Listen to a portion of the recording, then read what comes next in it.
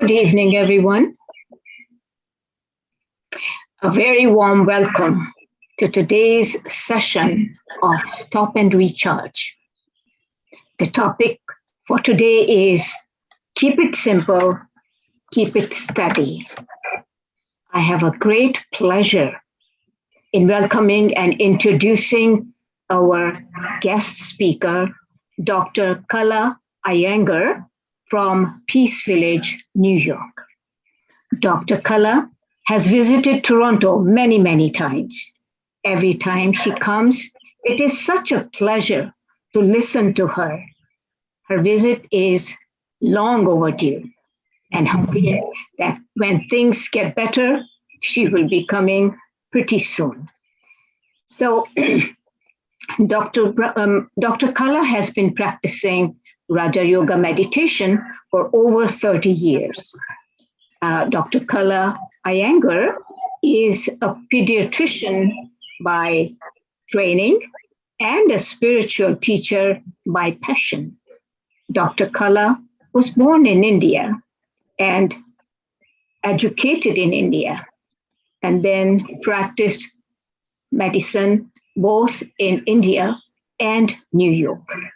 She aspires to promote a spiritual model of health through her association with the Point of Life Foundation, creating programs that bring hope in healthcare. Dr. Kala is currently devoted to creating innovative programs of Peace Village Learning and Retreat Center, a place that stands true to its name. It's a beautiful place in New York.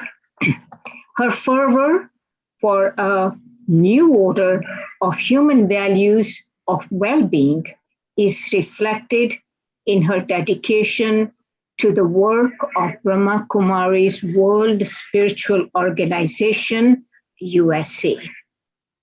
Now, without further delay, I would like to request and welcome Dr. Kala to start the session.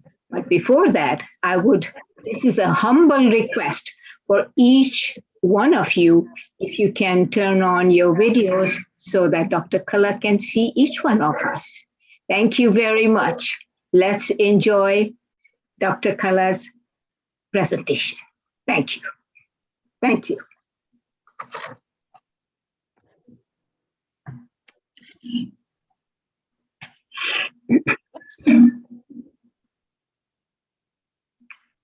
A very good evening to all of you as well, and Om Shanti, greetings of peace from Peace Village.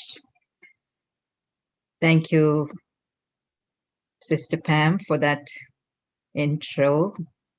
It is true, I'm remembering my times in Toronto and wondering when that's going to be again. So let's hope it's soon. And I want to start by saying that it's a beautiful series that I've heard that you've been doing, Stop and Recharge. You know, something so necessary, especially in the middle of the week, perhaps, right? That's when we actually need it. And so congratulations on your series that's been happening from the pandemic or through the pandemic. And also for today's session, it's my pleasure to really take up this topic. I thought this was important, significant, and perhaps something that we many times overlook in the name of understanding and practicing spirituality. You know, we get very, very caught up in all the little concepts and the different ideas, and we really forget about this simplicity of what it is, spirituality is. And not only that, but it's that which also brings us the experience of peace, happiness, whatever we entered into spirituality for, or what we're looking for in spirituality. So I thought this is good to explore So before we start, perhaps I want us all to take a few minutes to reflect on a question or two, which is connected with making things simple.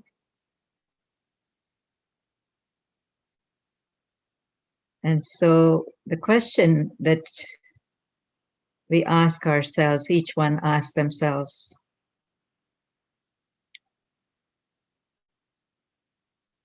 what really matters to me right now?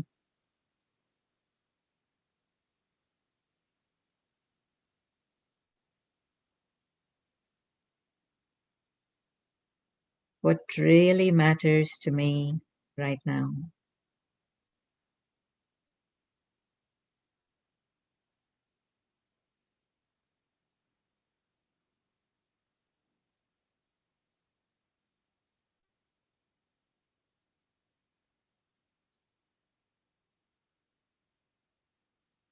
What am I looking for? What do I want out of this session?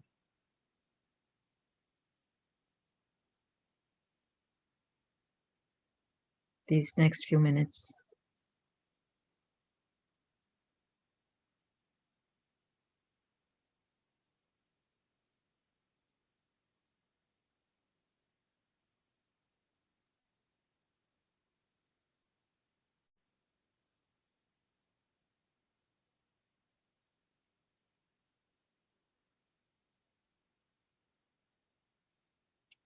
And further,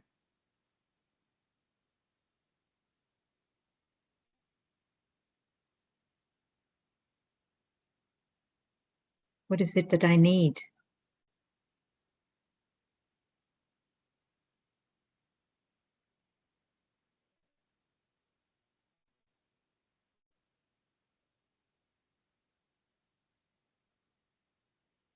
Can I tell the difference between what I want and what I need?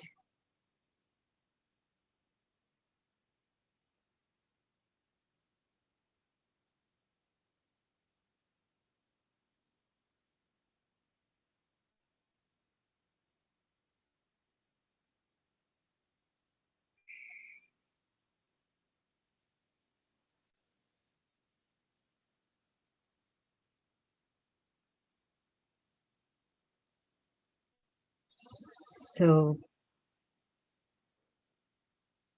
having given ourselves a few minutes to think on these lines, I think we are already on our road to simplifying, right? Because our life has become so crowded with so many things, full. We will call it full, of course, but sometimes it's overfull, crowded. Many things that are important, necessary, but also many things that over time we may need to reevaluate. Yes, it was necessary at the time that I started doing those things or having those people in my lives. But what about now? What are my real needs now? What is it that will really satisfy me at the end of the day? At least these are the questions that I keep asking myself while on this journey. And I think it plays a big part in making things simple for myself, even on the path of spirituality, because there are so many things that you can do, even in the name of spirituality, quote unquote. So many practices, so many things that you can listen to, expose yourself to. But what applies to me, I think, is most important. One of the things I think we all became aware of over the last several months, a year and a half, is how the whole world kind of went through similar experiences through the pandemic. life changed drastically, dramatically. And we all had to kind of reinvent ways of living life.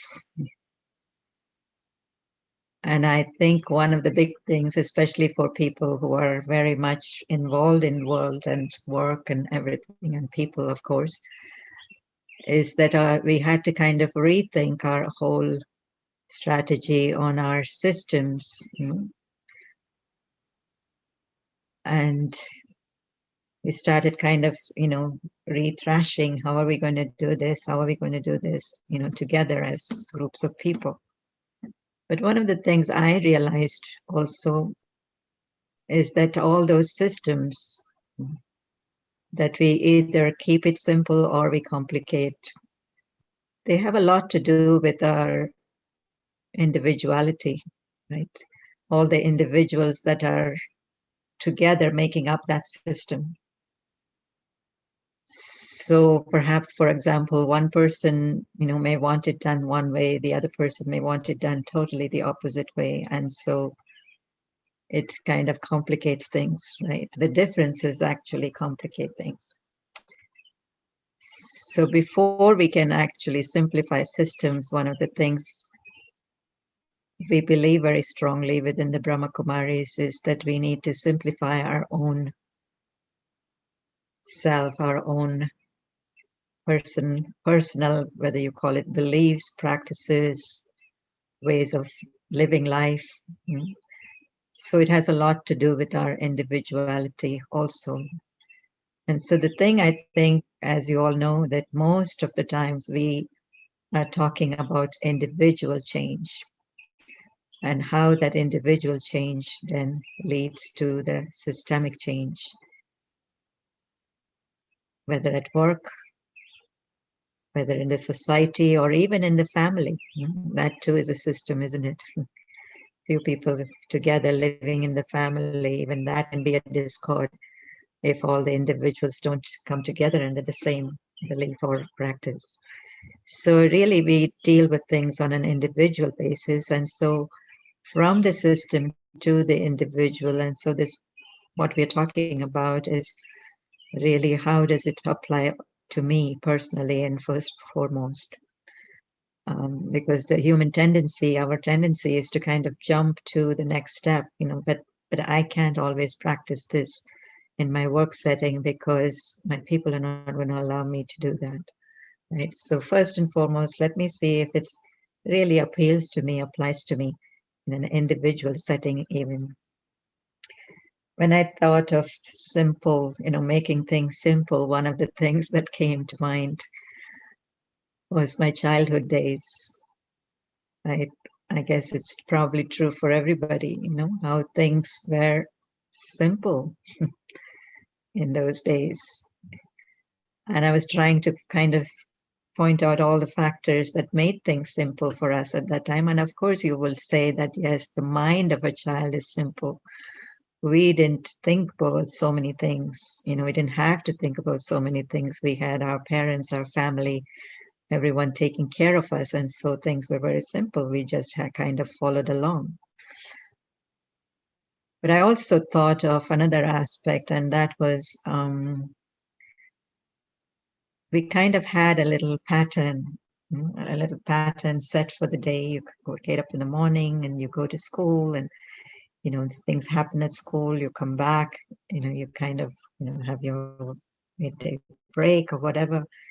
But it flowed very naturally and systematically, and I think this kind of routine plays a lot of part in making things simple. One of the things I thought was that, I don't know if it's still true in many parts of the world, but we had something called a uniform. Remember, our uniform in school? We had to wear our uniform had to be kind of washed and ironed and crisp, and and that's all you cared for the next morning.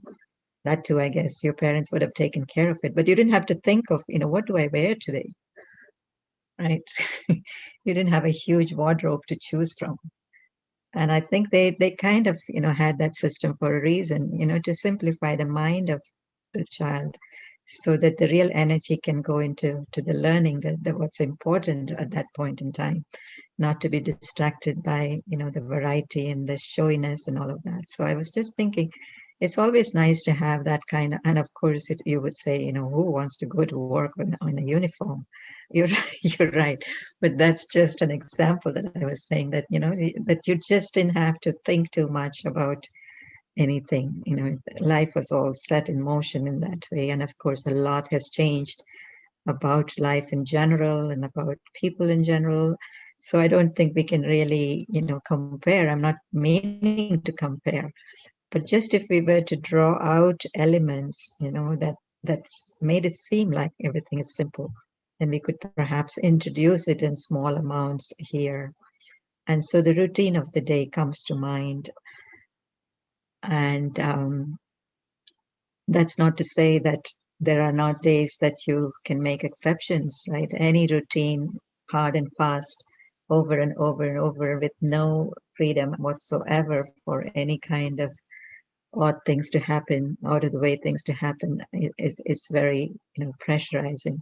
So I'm not talking about that kind of a routine or discipline, but it is something that really, it's very comforting to have, you know, that even around here where we live in Peace Village, we have regular hours of meditation, regular hours of doing class and everything. And some of us, of course, are better than others in those things. But for me, when I see somebody, who regularly is always there to attend a session or to be in meditation for me, to me, it gives me a sense of comfort. I don't know what it is about me, as if to say that everything is okay, everything is going to be okay. And so that kind of a pattern. And so we also need that kind of reassurance for ourselves as well, even though the world was going up and down and our whole life was turning up and down through these several months. But just doing certain things regularly, of course, you have to choose those things that you want to do regularly. I'm not saying, do all kinds of things, but choosing those few beneficial, healthy habits and sticking to them actually is very, it makes things very simple and also comforting in the sense that you don't mind doing it steadily. It gives you a good feeling. And of course, within that comes taking care of your body, right? Not to ignore your body, giving itself proper rest. How many of us follow a discipline of a time by which we go to bed? Maybe some of us do.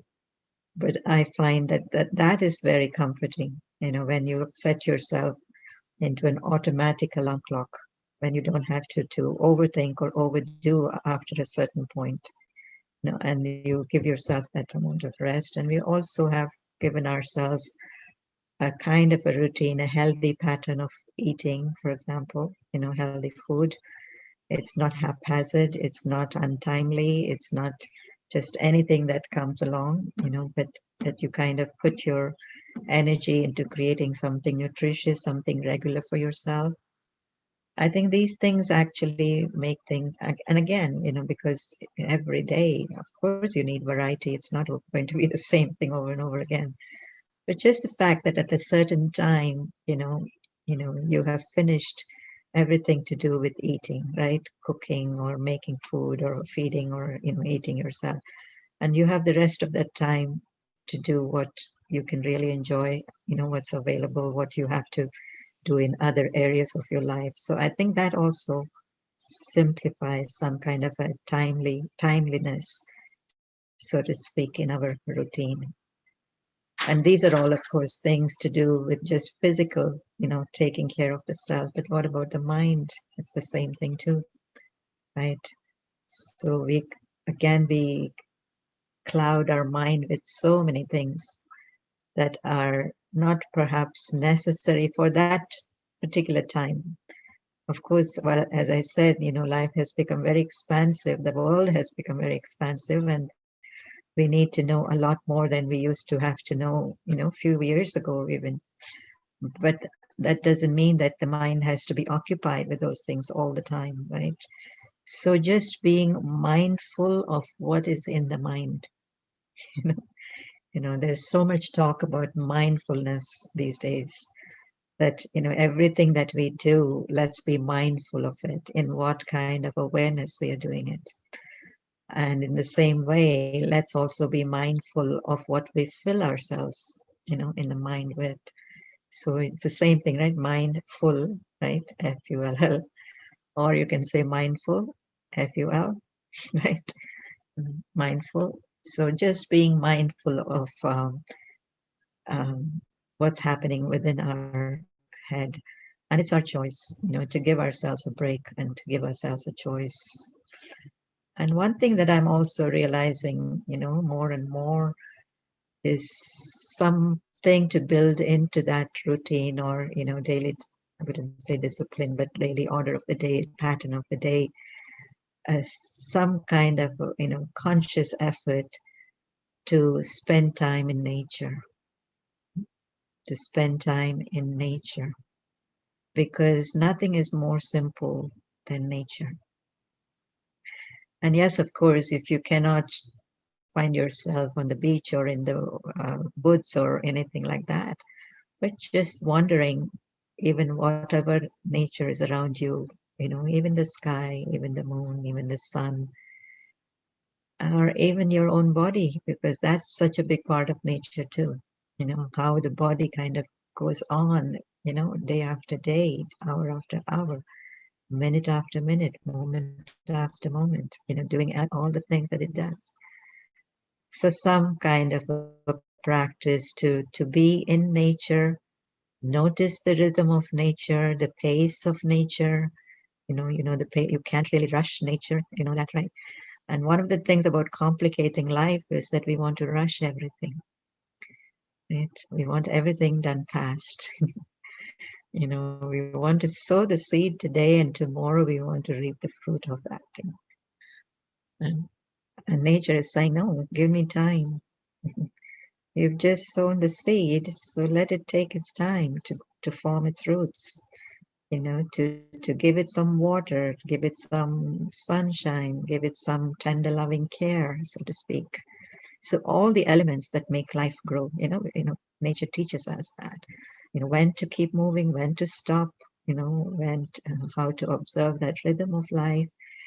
And I feel it's very connected to simplifying our life, because there's some kind of this human ego, for example, to overtake nature.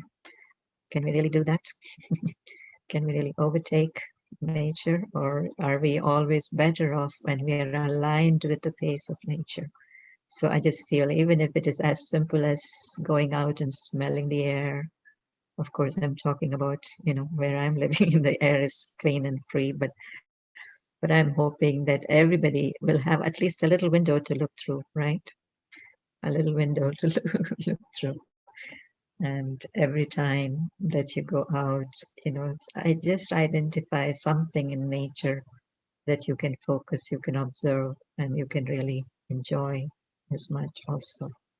It's just being, it teaches us to be rather than to always be doing things.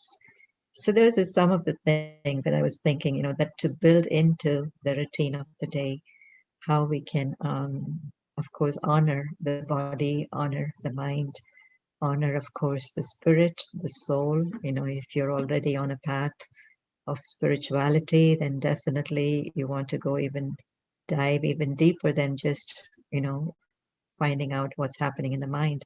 You want to also go to examine and experience the nature of the spirit that we are, the original nature of peace and love and joy that we all hold deep inside our hearts. So to give time for that.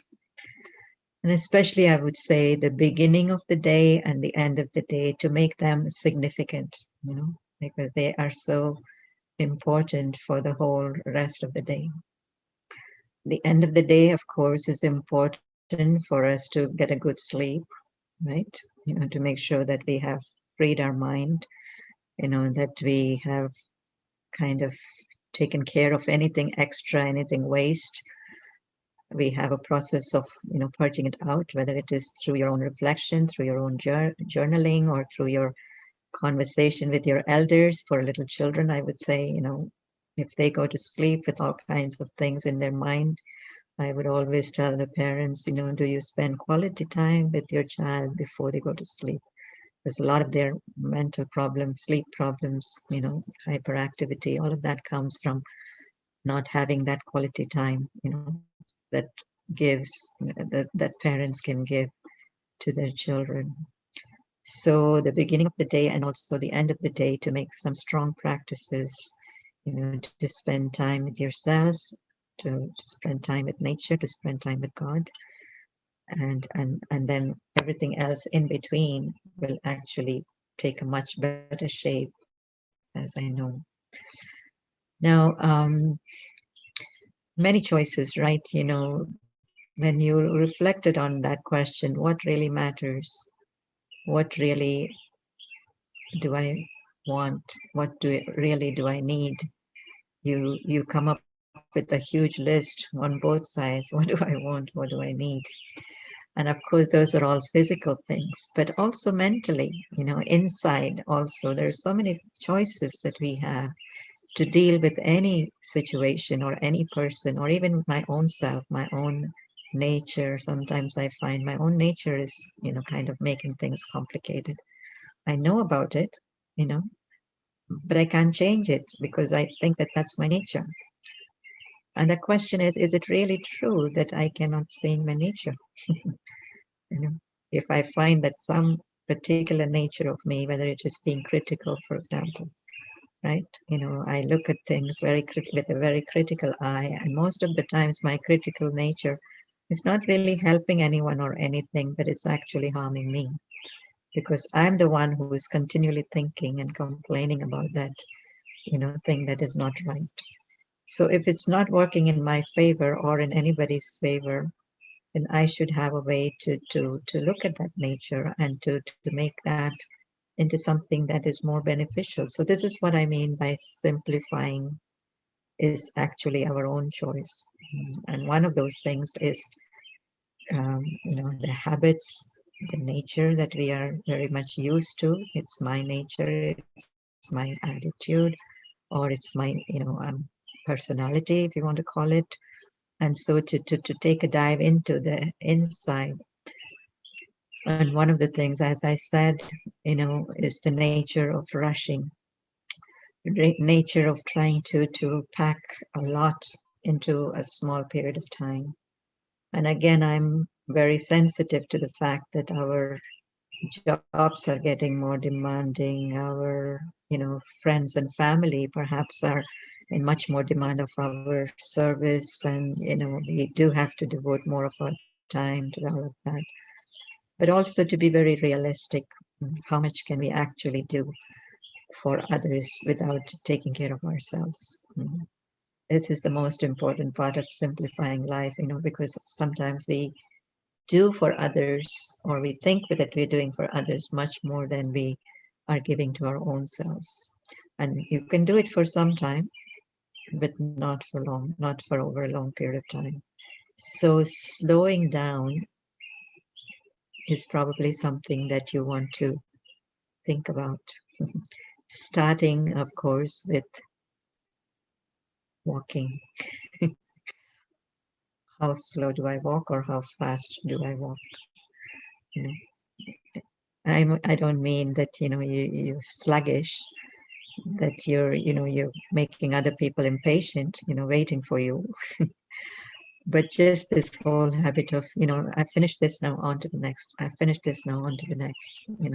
So rushing from one to the other, just taking that in between time. And I'm going to kind of bring up a practice that we can do in between activities, which is very, very effective. So another thing I feel that has a lot to do with, either simplifying life or complicating it is this ability to accept versus the nature of expecting. I call it the accepting and expecting ratio. And I think they kind of go hand in hand. The more you are able to accept something, the less you expect, right?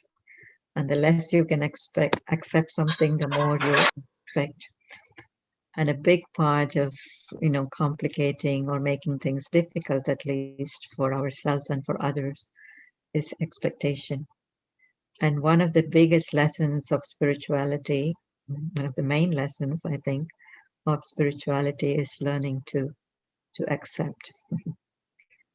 So if we cannot do anything else with spirituality, if we can just develop this nature of accepting versus expecting things to happen, and how see very naturally, you know, you don't have to fix anything.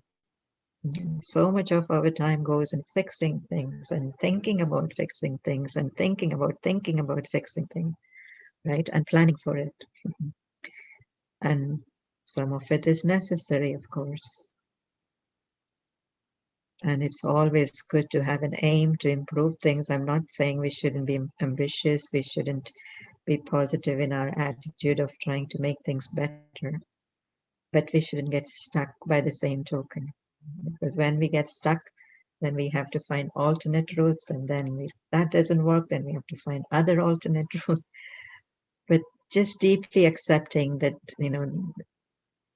what we call as drama of life has its own way of working out certain things.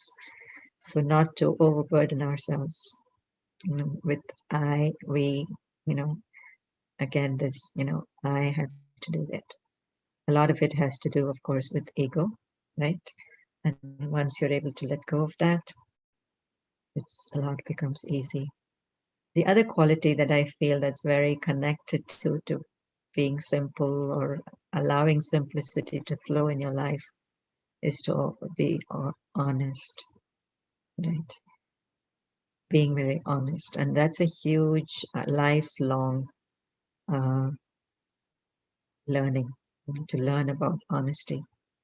In a world and, where we have developed this trait of projecting and presenting ourselves in the best way that we can, others can perceive us, when our whole self-image is upside down, it's more about what people will think of me.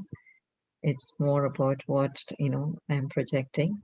It's about so to really be honest in my dealings and say, but who am I really? What am I really? What is it that I truly want to project of myself? Not what I want others to believe of myself, but what do I want to project of myself? And to keep it simple, not to cover up, not to hide, not to overemphasize anything, in order to prove myself to be right or wrong and others to be wrong. So to really keep it as is, to be more authentic in our dealings, and I call that as honesty from inside out. It's not just about telling truth to somebody, right? But it's telling truth to myself, speaking honestly with myself. Like we were asking this question, what do I really want? If you're going into a meeting, for example, just honestly asking yourself the question, what do I really want from this meeting? And being clear with that. And so then all the other steps will flow according to that. And a big part of that is honesty. And if I can do that with myself, and furthermore, if I can engage the energy of God to help me in this path of honesty,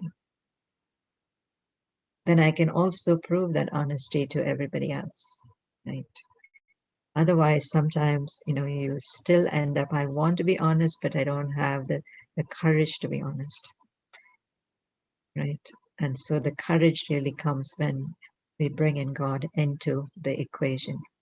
And so with a lot of honesty for myself, with God, with the divine, and of course, the honest dealings with others will make a lot of things simple.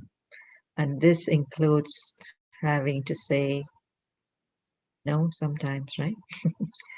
right? Which is how we mostly complicate our life, or crowd our life, I should say. You know, we want to please that one, we want to please that one, we want to please that one. Why do we want to please that one? Because I think they need to think good for about myself. Perhaps the social image, the family image, all of that comes in. But what about my own true image? If honestly I feel that there's something that I cannot give time to, I do have something really pressing that I have, important to finish up, I need to be able to say no, right? But saying no with the purest intention.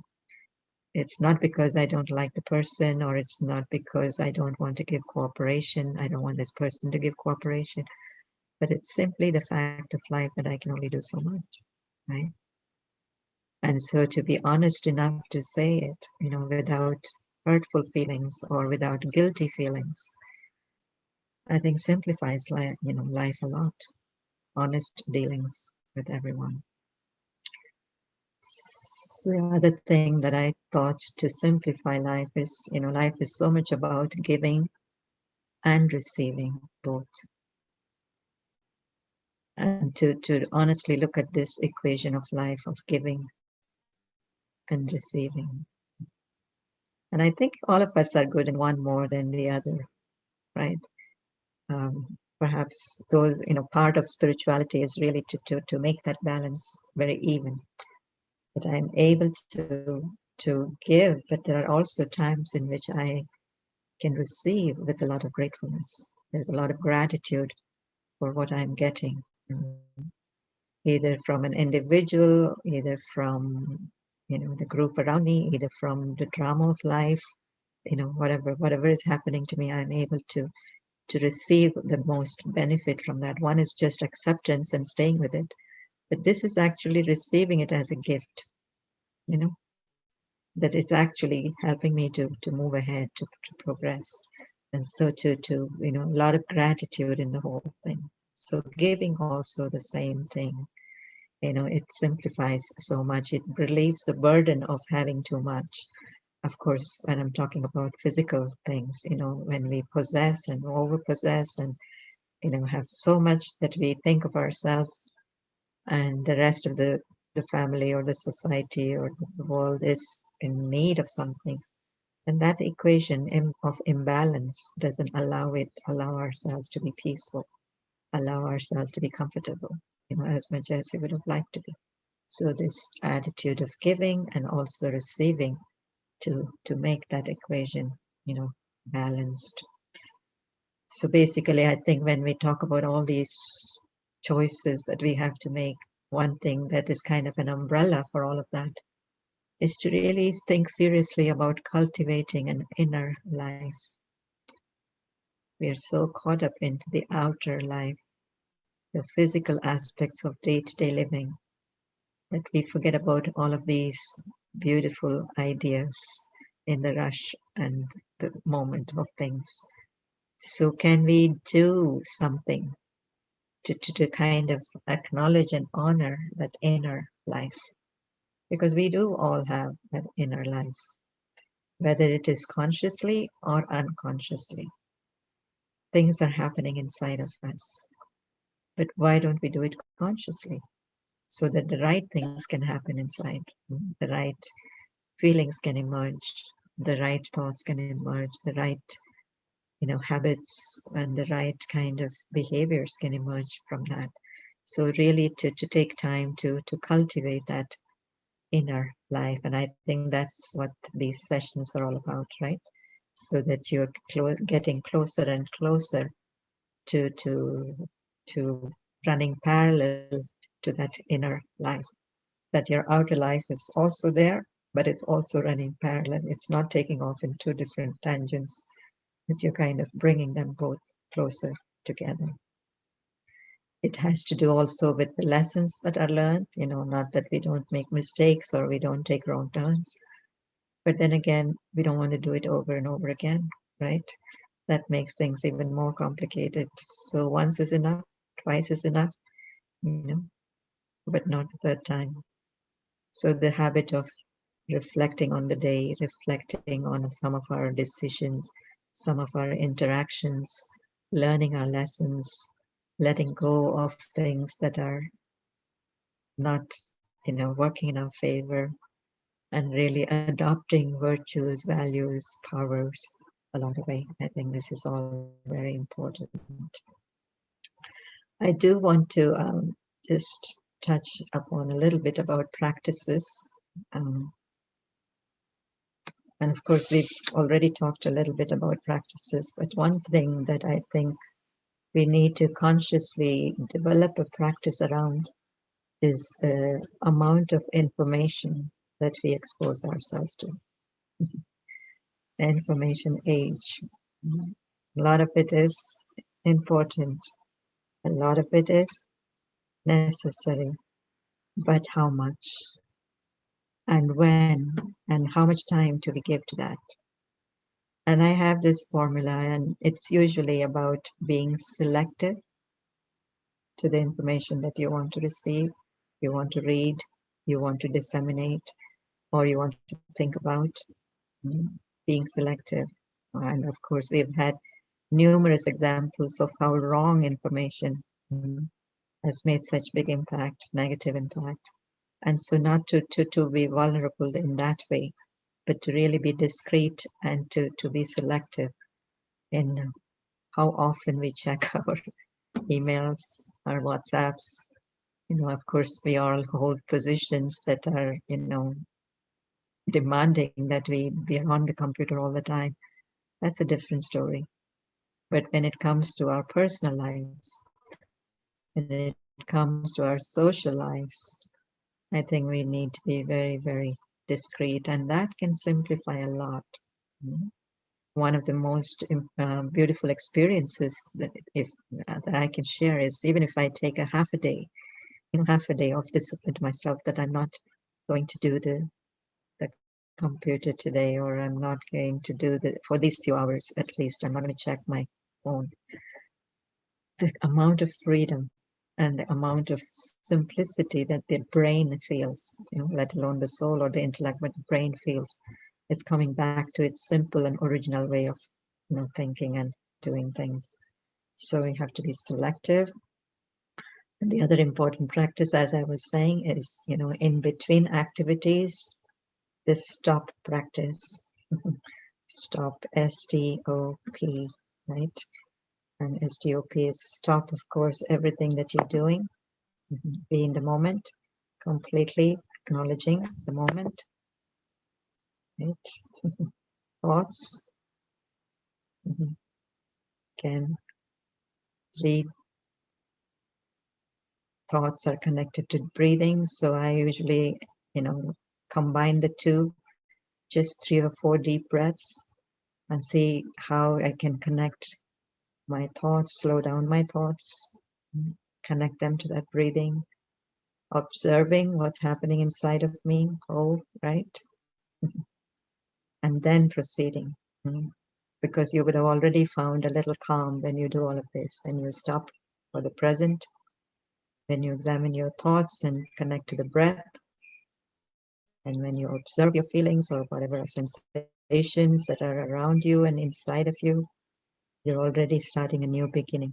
And that new beginning has a lot to do with calmness, and then to proceed with calmness. So we need, and this doesn't take long, right? Just 2 minutes, not even 2 minutes sometimes, but 1 to 2 minutes, and do that as often as possible, so that you're putting an end to this and starting something new, not again carrying on the energy of one activity to the other activity, which actually complicates, especially for those of us who are dealing with a lot of people, interacting with a lot of people, like with patients, one patient to the next patient to the next patient. You can carry, any kind of negative interaction that has happened. You can carry those same feelings to the next one, and that can impact your next interaction. So I used to always take time in between patients when I was in practice. So like that, certain practices. And one thing, this I think is the most important thing, with anything that you want to do in life, you could think big things that you want to do in life, you start small, right? And you enjoy that every moment of starting small. I think these are two principles.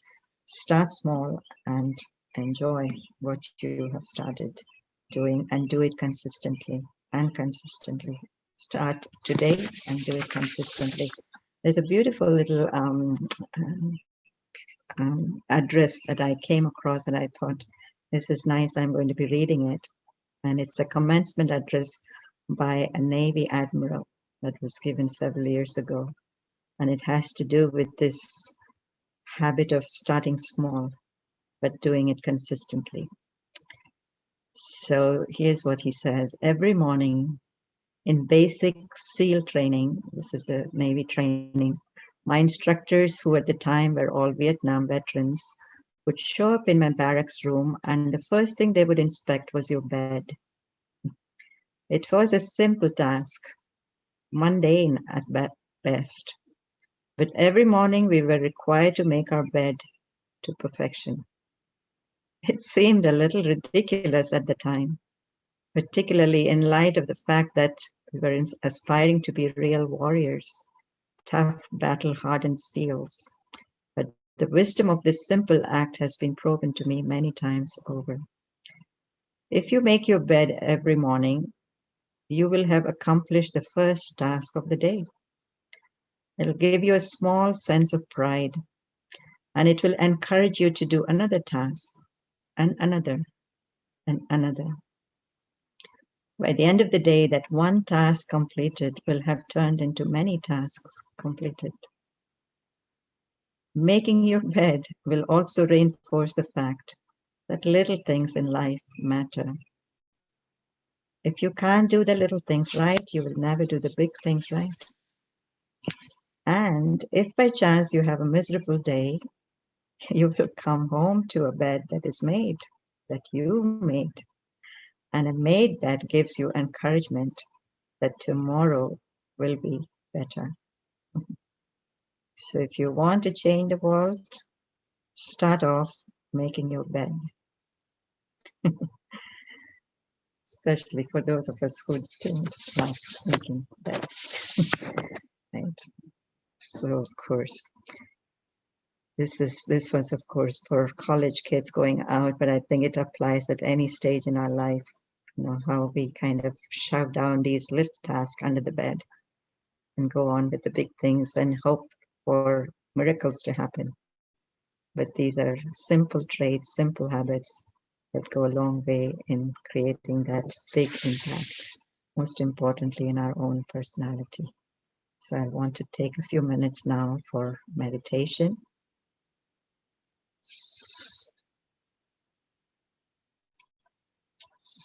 Now, meditation,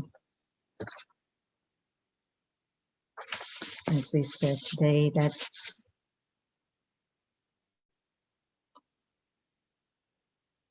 one of the things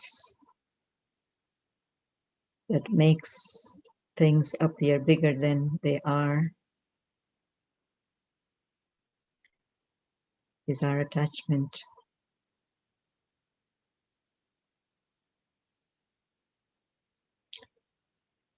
To that outer life.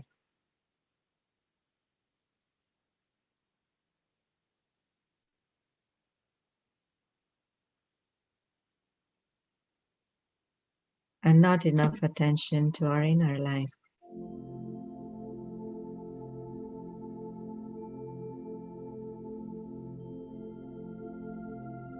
So let's spend a few moments distancing ourselves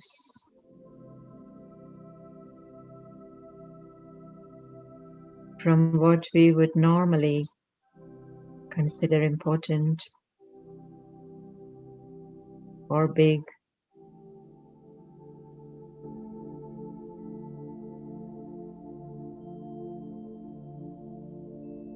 That we cannot do without.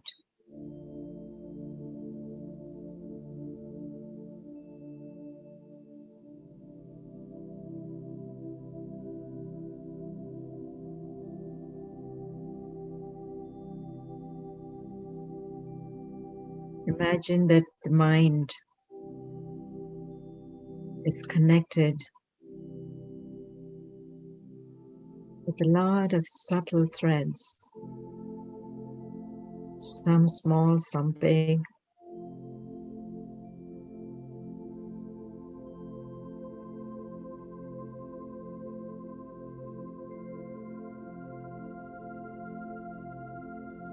And it derives a lot of pleasure and happiness, although temporary, fulfillment, although temporary.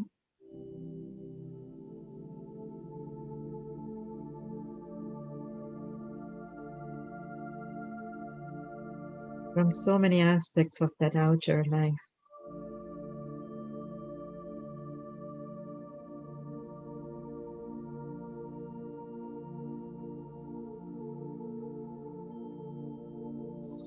Identify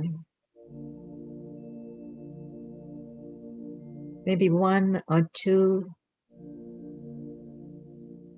possessions, physical belongings or objects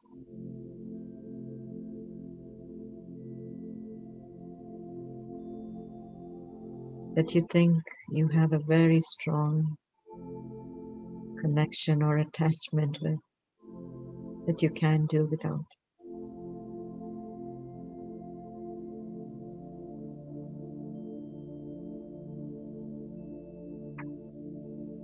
And challenge your mind that that object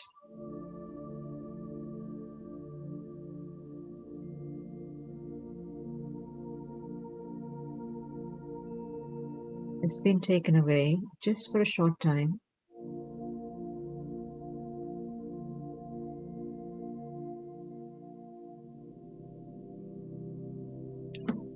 As if that thread, that string, big or small, has been cut.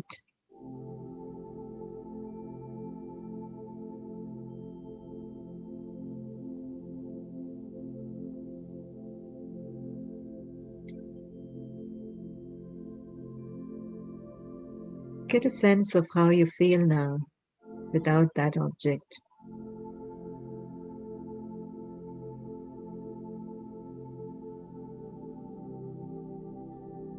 That thing that was so dear to you.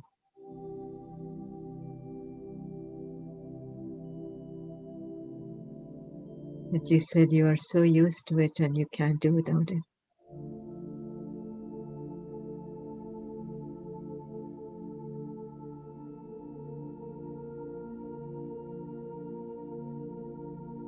And by the same token,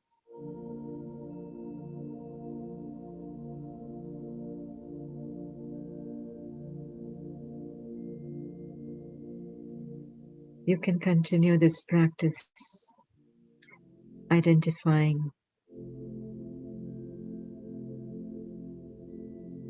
some aspect of your work or family life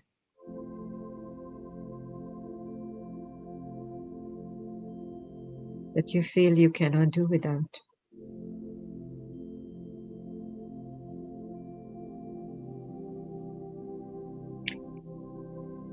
For a few moments, see yourself moving far, far away into a distance.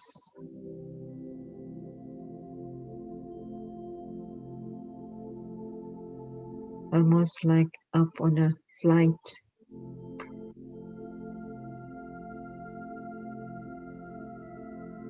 Where you're really disconnected from that work life or that family life, elements that you love and crave for. Perhaps it's people, perhaps it's your pay, perhaps the position.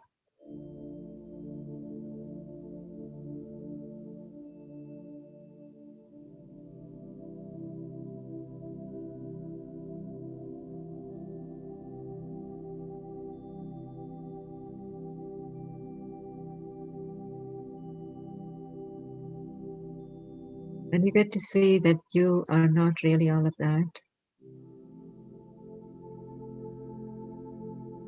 You are you.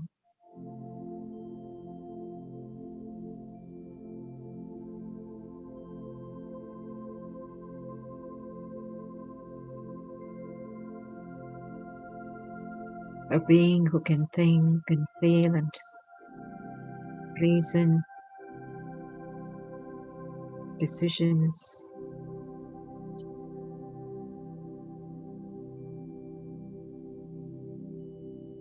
So many virtues, abilities.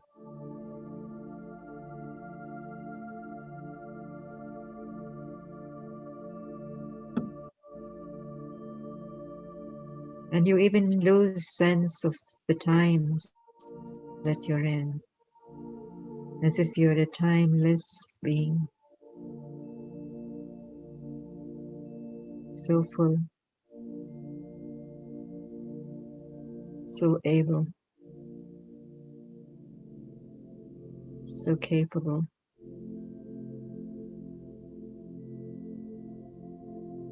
See your mind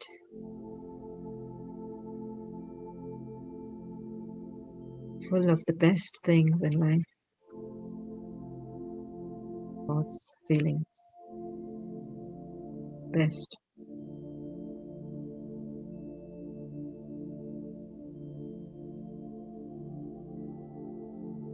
And once you get a sense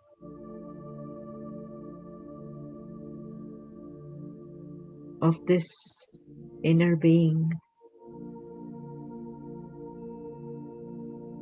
you're inspired to continue to nurture this inner being.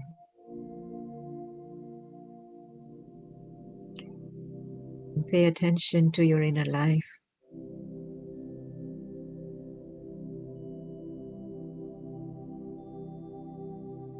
Cultivate these beautiful qualities inside of you.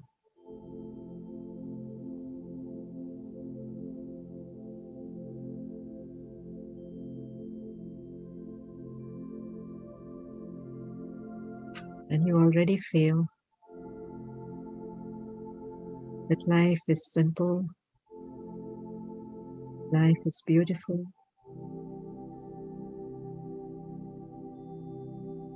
and life is a joy.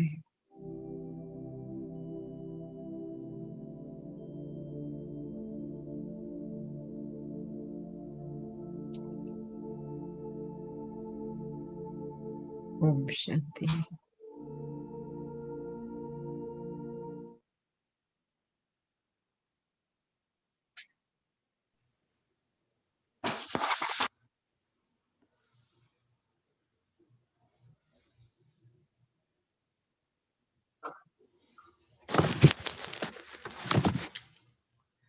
Thank you.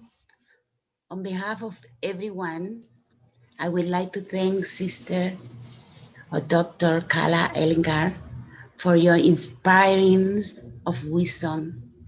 words of wisdom on the topic of keep it simple and keep it steady. With a simple rose for you from all of us. Very simple, but so beautiful. Like you say, sometimes we take things for granted. They are in front of us and we don't see it. Like you go for a walk and see and hear a beautiful bird or a beautiful tree and feel the sun, a sunset, a moon, the stars. It's things that are free, they're right there and we don't see it. They're very simple.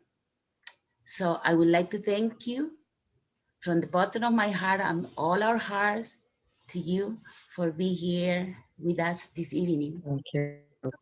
Thank you. Thank you for the opportunity. And as I said, I'm so looking forward to seeing you in person Yes. in Toronto or in Peace Village. Thank you, sister. Thank And you. I would like to know, to everyone now, I would like to open your camera, please, so we can say thank you to Sister Kala. Very Thank you for your recognition of the